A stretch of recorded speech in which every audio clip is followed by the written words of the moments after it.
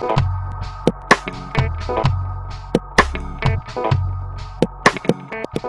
I'm Draxtor Despres with another look at films and filmmakers from this year's Producers Institute held at the Bay Area Video Coalition in San Francisco.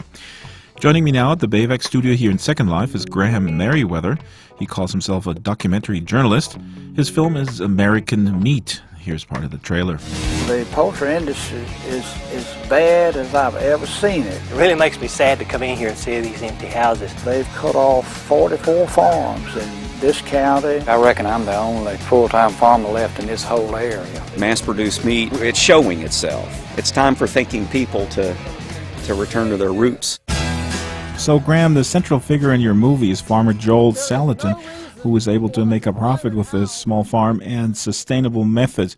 Tell me more about him. I don't use this word very often, but I think Joel is a genius within the agricultural realm. He models the way that the cows and chickens on his farm interact after the way that the wildebeests and the egrets interact on the Serengetis in Africa. So herbivores always move to avoid predation. So what Joel did to mimic that was he set up electronic fences, and then he moves these cows every day to a fresh paddock where they eat fresh grass. His chickens follow one day behind his cows. The cow dung that is generated from the cows is actually a place where a lot of beetle larvae and insects take form, and that provides a free, healthy food supply for the chickens. You're still filming for American Meat right now on big industrial pig farms.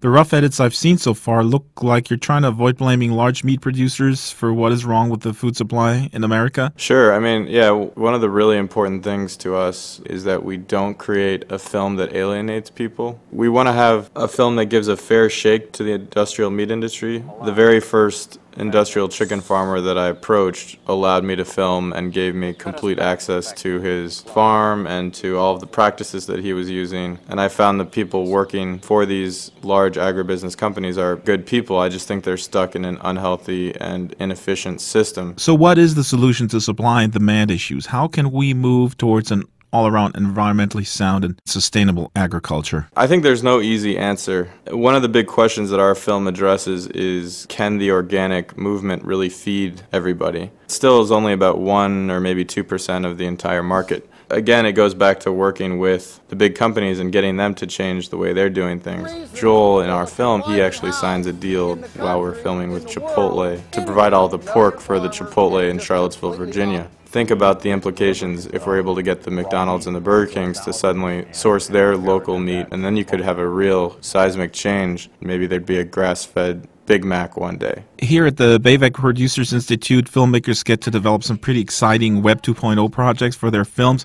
You guys will launch a website called LeaveItBetter with the film. Some directors seem a little skeptical of this relationship with new technologies. Obviously, you're not one of them. That's where the creativity is headed. Technology drives the creative space, and if you don't believe that, then you may be in trouble. I mean, you know, when you have a full HD camera that's smaller than a cell phone and can be proliferated very easily in very great numbers and is extremely inexpensive. There's people that have spent many years learning the production of film. I certainly don't mean to discredit those skills. At the same time, we are getting to a spot where it's getting easier and easier to do video, and it's requiring less and less training. It's not clear where it's going to head. How are you going to make a living if anyone can shoot video? It's just going to depend on the strength of the storytelling and how effectively you're able to engage your audience. So audience participation on the web changes everything, even the film itself, let alone monetization via traditional distribution methods. So how will you deal with that, Mr. Fearless? Give me some specifics.